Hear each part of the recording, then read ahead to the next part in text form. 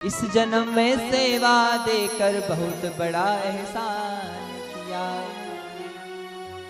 इस जन्म में सेवा देकर बहुत बड़ा एहसान किया। तू ही माझी तू ही खिवैया, मैंने तुझे पहचान लिया।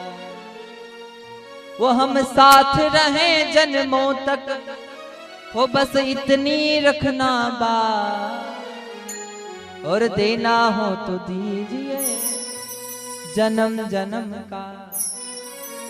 चाहे जैसा रख बनवारी, बस होती रहे मुलाकात, और देना है तो दीजिए जन्म जन्म का साथ। यहाँ बड़ा सुंदर सा भाव कहा है। श्री अश्वत्थामा द्वारा महाराज पांचाली के 5 पुत्रों के जो सिर को काटा गया, वो भाव कथा में कहा है। तत्पश्चात भगवान श्री कृष्ण ने ब्रह्मास्त्र से रक्षा की, वो भाव कथा में कहा है। उसके पश्चात महाराज यहाँ जो अश्वत्थामा को दंड दिया, वो भाव सुनाकर उत्तरा की रक्षा करके, परीक्षित जी की रक्षा करके, युधिष्ठिर जी महाराज को जो मन में दुख था, उस दुख को श्री भीष्म पितामह द्वारा भगवान ने दूर करवाया। युधिष्ठिर जी को राज्य पद दिया। अब भगवान को लगा कि मुझे वापस जाना चाहिए। कहाँ जाना चाहिए? द्वारिका। मारो भी तो घर है महाराज, मारो घर भी तो संभाला। तो ये भाव भगवान के मन में आया कि इनको राज मिल गया है, मेरा परिवार भी तो देखो। तो ये सब सोचकर भगवान जाने लगे द्वारिका। भगवान ने सब पांडवों को बुलाया, बुआ को बुलाया, और सबसे कहा कि मुझे जाना है बुआ। बोले ठीक है जाओ। अरे आपको कुछ चाहिए तो मुझसे मांग लो, अब मैं जा रहा हूं। तो अर्जुन ने कुछ मांगा, युधिष्ठिर जी ने कुछ मांगा, द्रौपदी ने जो मांगा सो भगवान ने दिया। अब बुआ कुंती से कहा कि बुआ आपको कुछ चाहिए तो मुझसे मांग लो। अब जब मांगने को कहा तो बुआ ने क्या मांगा? अच्छा, हम लोग मंदिर में भगवान से क्या मांगते हैं? सुख मांगते हैं कि दुख मांगते हैं? दुख मांगे नहीं, सुख मांगे। कहीं चाहिए सुख चाहिए। अच्छा, बुआ जी ने क्या मांगा पता है? पहले तो इन्होंने कहा कि प्रभु यथा ऋषिकेशन खलेन देवकी कंसेन, हे प्रभु जिस प्रकार देवकी माता वसुदेव जी महाराज कारागार में बंदी थे कंस के, आप वहां प्रकट हुए और आपने कंस का वध किया, अपने माता पिता को कारागार से मुक्त किया, उनके दुख का हरण किया।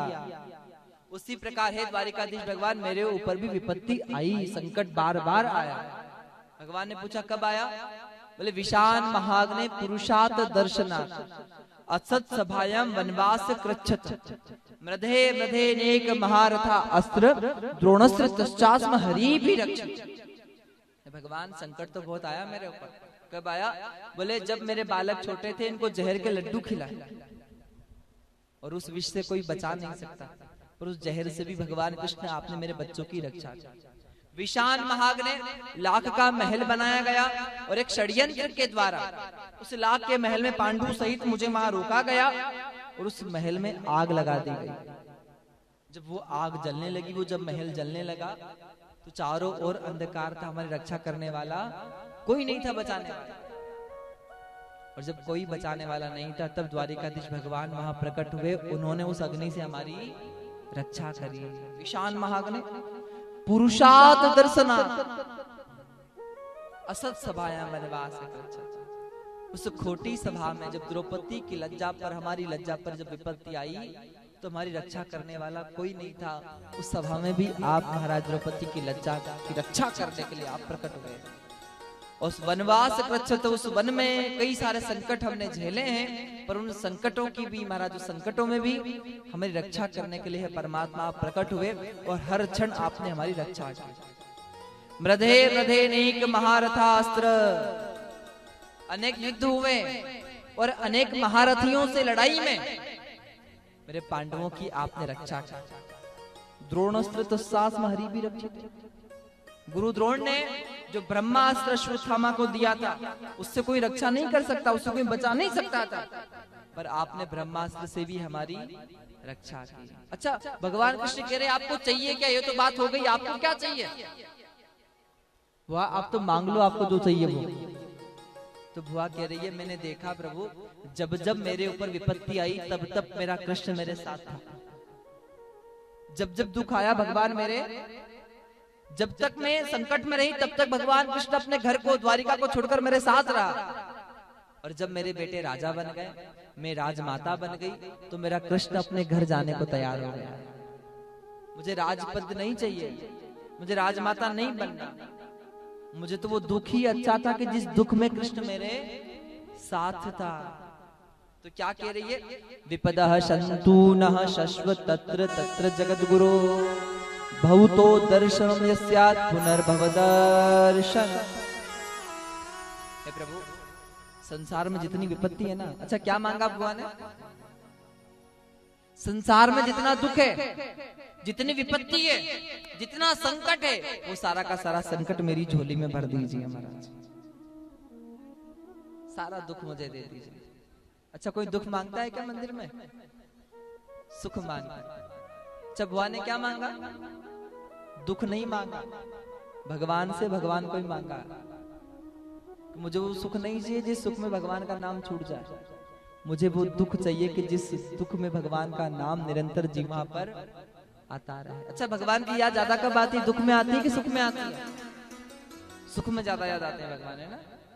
नहीं, दुख में ज्यादा याद आते हैं। सुख में तो दुनिया याद आवे, दुनिया।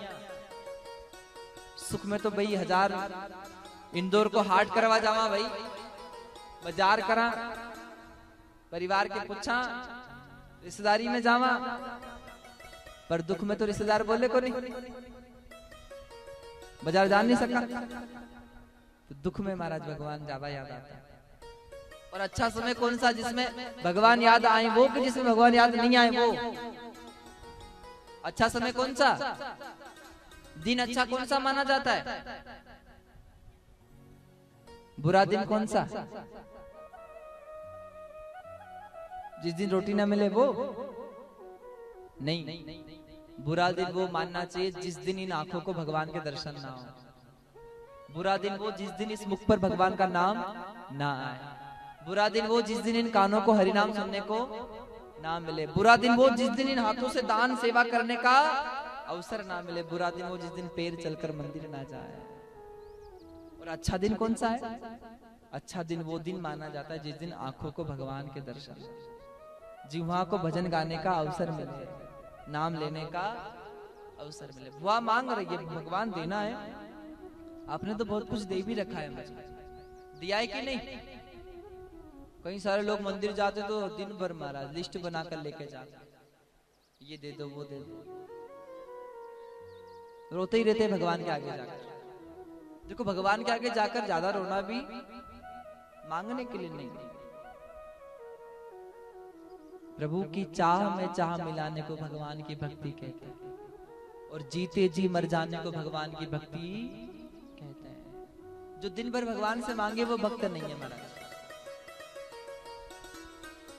जो भगवान की इच्छा में इच्छा मिला ले सो भक्त है महाराज। ना खुशी चाहते हैं ना गम चाहते हैं, जो तू चाहता है सो हम चाहते हैं। वह कुंती कह रही है, प्रभु सब कुछ आपकी कृपा से मुझे मिला है, पर सब मिल गया है तो आप छोड़कर जा रहे, इसलिए मुझे दुख दे दो कि जिसमें मैं आपका नाम लेती रहूं। कौरव सेना के होश उड़े जब गुरुवर का रथ चूर्ण हुआ, सो सोचा था सो विफल हुआ, सो सपना चकना चूर हुआ। फिर कहा द्रोण ने दुर्योधन में उससे पार ना पा सकता, और अर्जुन के रहते धर्मराज को बंदी नहीं बना सकता। फिर कहा द्रगड़ों ने मिलकर हम रण में प्राण लड़ाएंगे। फिर कहा द्रगड़ों ने मिलकर हम रण में प्राण लड़ाएंगे, हम अर्जुन को ललकारेंगे और दूर तलक ले जाएंगे। हम जान रहे अर्जुन से पा सकता कोई पार नहीं, पर इससे बढ़कर मित्र तुम्हें मैं दे सकता उपहार नहीं। फिर क्या था, ऐसी नीति बनी, सबने उसको मंजूर किया। उसने अर्जुन को ललकारा और समर भूमि से दूर किया।